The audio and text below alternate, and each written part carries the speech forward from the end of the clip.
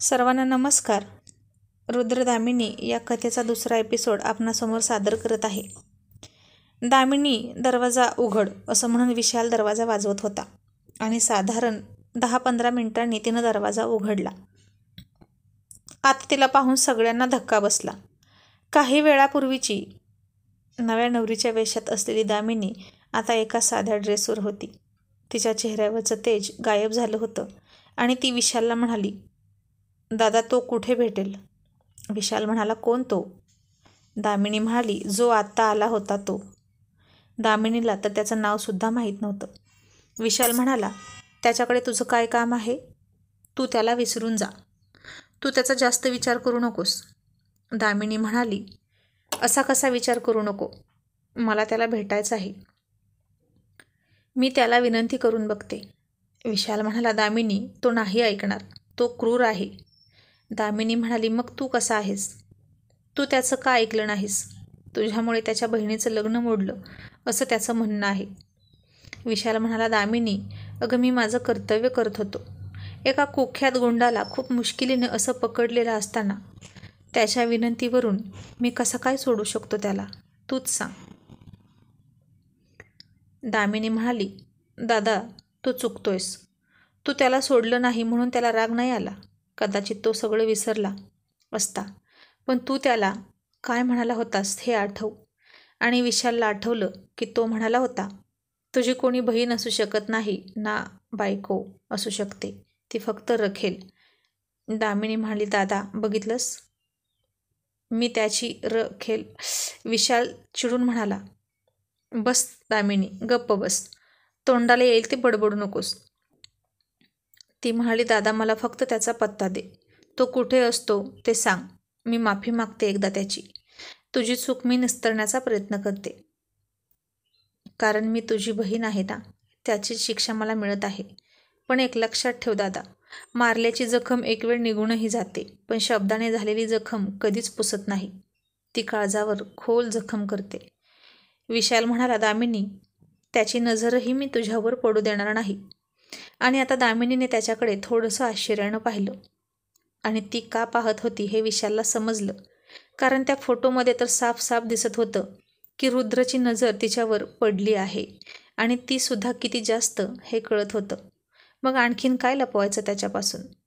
मग विशालने नाईलाजाने रुद्र नेहमी जिथे असतो त्या एका छोट्याशा हॉटेलचा तिला पत्ता दिला.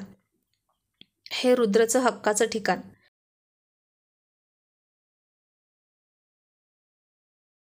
जेव्हा तो रिकाम टेकडा असतो तेव्हा इथेच रेंगाळतो. सगळे छोटे मोठे गुंड इथेच जमत असायचे आणि झोपायलाच घरी जायचे. तिथेच पत्ते खेळायचे, ड्रिंक करायची, भुर्जी पाव खायचा. कधी कधी तर तिथेच टेबलवर सकाळपर्यंत झोपायचं.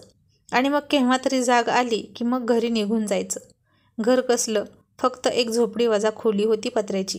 तीही एकच. खोलीत पाय टाकला की सुरुवात होते न होते तोपर्यंत संपूर्णही जायची. आणि आता रुद्र पत्ते खेळत होता. रुद्र कुठे भेटेल असं तिनं एका माणसाला विचारलं.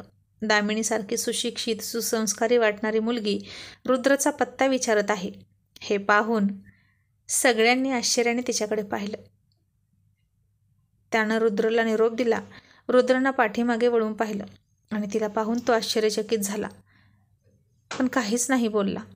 दामिनीच्या डोळ्यातून टचकन अश्रू आले आणि तिला पाहून क्षणभर रुद्रला सुद्धा अपराधी वाटलं. रुद्र म्हणाला, तू का आली आहेस इथं? ती म्हणाली, मी दादाच्या वतीनं तुझी माफी मागायला आली आहे.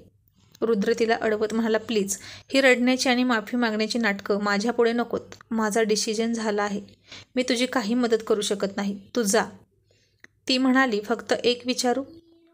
माझा यात काय दोष आहे? मला ही शिक्षा कशासाठी? रुद्र चिडून म्हणाला, मग माझ्या बहिणीचा यात काय दोष होता?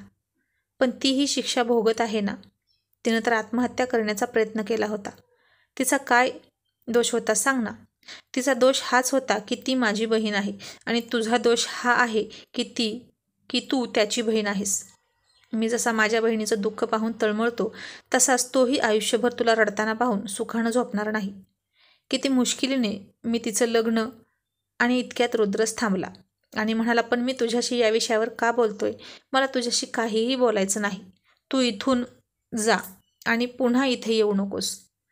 माझ्याकडून कसलीही अपेक्षा ठेवू नकोस. तुला कसलीही मदत मिळणार नाही. प्लीज. रुद्रच्या भाषेवरून तर समजत होतं की तो जरी बेकायदेशीर कामं करत असला तरी सुशिक्षित होता. त्याची वाणी शुद्ध होती. त्याची बोलण्याची भाषा स्पष्ट आणि सुशिक्षितासारखी होती. दामिनी चिडून म्हणाली, तुम्ही दोघेही दोषी आहात. माझे. मी तुला आणि त्याला कधीच नाही माफ करणार. एका मुलीवर असा प्रसंग येतो जेव्हा तिची वरात दारावर येणार असते तेव्हा तिची स्वप्न, तिची इच्छा, सगळं राख रांगोळी होतं एका क्षणात. याला कोण जबाबदार? रुद्र आता चिडून म्हणाला, याचं उत्तर तू तुझ्या भावाला विचार. ती म्हणाली, ठीक आहे. आणि मग जर त्यानंही उत्तर नाही दिलं तर काय करायचं हे मी चांगलंच ठरवलं आहे. मी माझ्या गुन्हेगारांना सोडणार नाही, असं म्हणत ती घरी गेली आणि एकटीच दरवाजा लावून खूप वेळ विचार करत होती. ती खूप रडली. विशालनं हे लग्न मोडलं म्हणून तिच्या होणाऱ्या सासरी कळवलं होतं. आता यावेळी दामिनी तिच्या सासरी असती, पण सगळं होत्याचं नव्हतं झालं. जर लग्न केलं असतं तर रुद्रने ते सगळे फोटो दाखवले असते आणि खूप बदनामी झाली असती आणि लग्नही झालं नसतं. आता आयुष्यभर मी कोणाशीच लग्न करू शकत नाही, कोणाचीच बायको होऊ शकत नाही, कोणाच्याच नावाचं मंगळसूत्र मी घालू शकत नाही, असं म्हणून ती रडत होती. आणि अचानक तिच्या डोक्यात एक विचार आला. तिने तिची बॅग भरली. सायंकाळचे 9 वाजत आले होते आणि दामिनी निघाली. तिच्या डोळ्यात आता करारीपणा दिसत होता. आता भीक मागायची नाही तर लढायचं, असं तिनं ठरवलं होतं.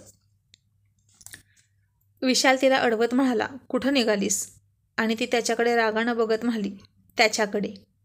त्याची रखेल बनून राहिला आणि जर त्याला दया आली तर तो मला त्याची बायकोसुद्धा करेल. हे ऐकून विशालला खूप मोठा धक्का बसला. दामिनी, तुला वेड लागला आहे का? तो एक गुंड आहे.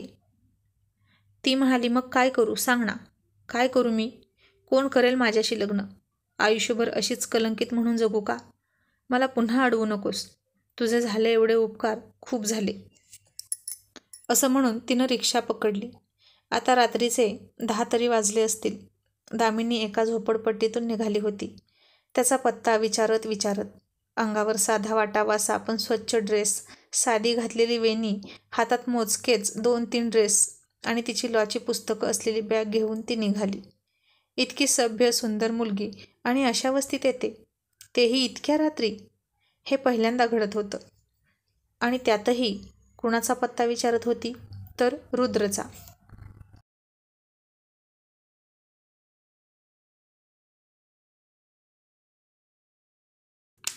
सगळे ती पुढे गेली की तिच्या मागून चालत येत होते.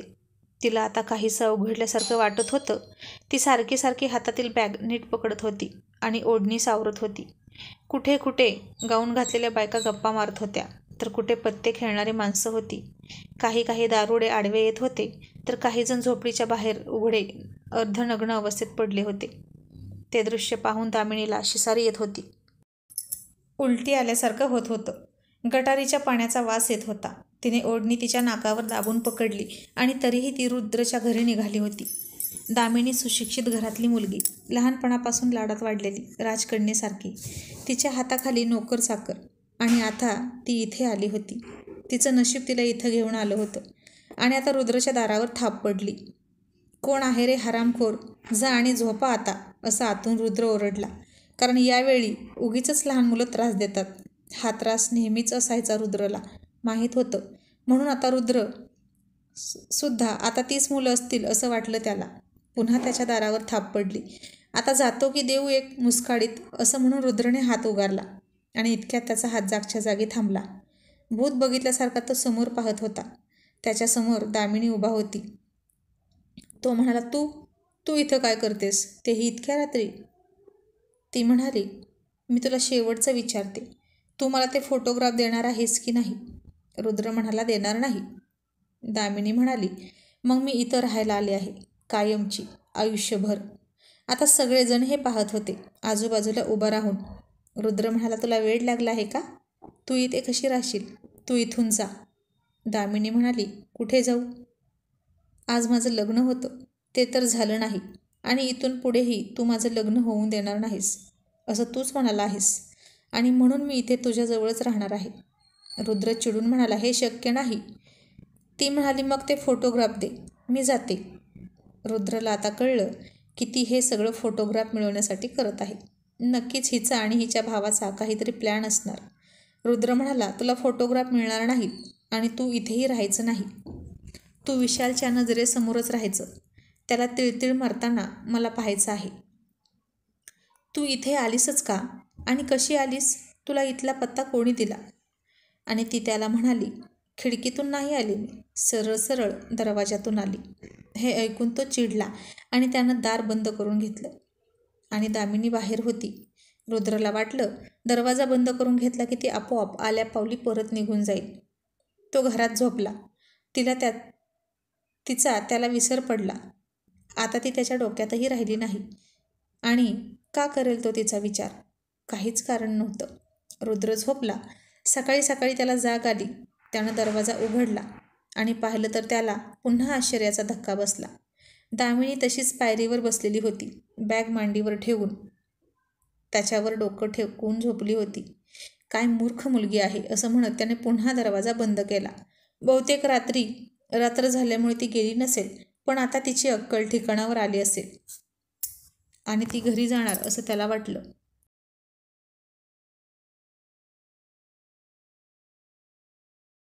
इकडे दामिनी जागी झाली आणि तशीच पायरीवर बसून राहिली. येणारे जाणारे तिच्याकडे आश्चर्याने बघत होते आणि ती तशीच संकोचून अंगाभोवती ओढणी लपेटून बसली होती, दाराकडे बघत. इतक्यात पुन्हा दरवाजा वाजला. रुद्रला वाटलं तिनेच वाजवला. तो मोठ्याने म्हणाला, तुला सांगितलं ना तू इथून जा. मी तुला घरात घेणार नाही आणि फोटोसुद्धा मिळणार नाहीत. आणि इतक्यात बाहेरून आवाज आला, रुद्र, मी शांता मावशी, दार उघड. रुद्रनं दरवाजा उघडला. शांता मावशी आत आल्या आणि म्हणाल्या, ही कोण मुलगी आहे आणि रात्रीपासून इथे बसली आहे की काय? तिच्या चेहऱ्यावरून तर तसंच वाटतं. आता काय सांगायचं हे रुद्रला समजत नव्हतं. शांता मावशी त्याच गल्लीतल्या राहणाऱ्या होत्या. रुद्रवर त्यांचा जीव होता. आईसारख्याच होत्या त्या त्याला. तो म्हणाला, मावशी, तू तिच्याकडे लक्ष नको देऊस. मी तिला ओळखत नाही. तू का आली होतीस ते बोल. मला बाहेर जायचं आहे. त्या म्हणाल्या, अरे आज तुझ्या आवडीची पुरणपोळी करणार आहे म्हणून तुला सांगायला आले होते. बाहेर कुठेही खात बसू नकोस. वडापाव वगैरे, घरी ये जेवायला. असं म्हणून त्या दामिनीकडे बघत बघत निघून गेल्या आणि रुद्रसुद्धा तयार झाला. त्याने एकदा आरशात बघितलं. दाढी वाढलेली, केस वाढलेले. त्यानं हाताच्या शर्टच्या बाह्या मागे मुडपल्या आणि दरवाजाला कुलूप लावून दामिनीकडे न बघताच बाहेर निघून गेला. आता तरी कंटाळून दामिनी निघून जाईल असं त्याला वाटलं.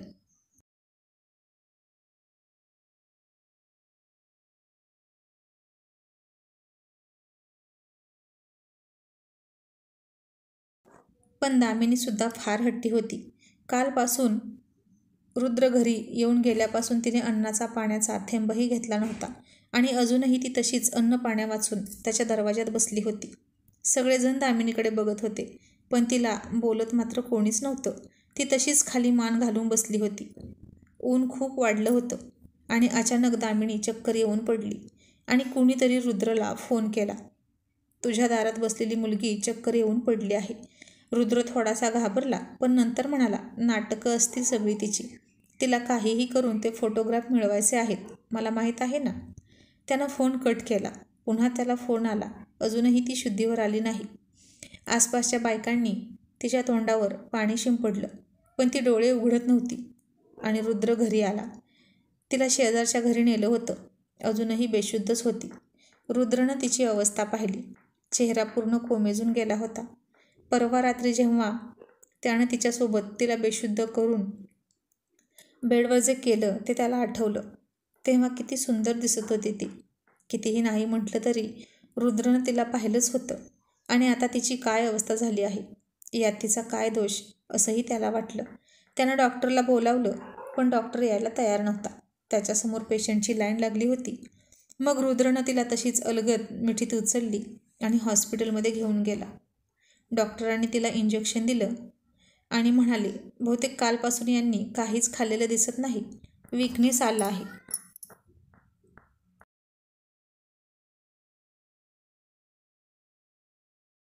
थोड्या वेळात शुद्धीवर येतील. आणि रुद्र बाहेर गेला. तिला शुद्ध आली.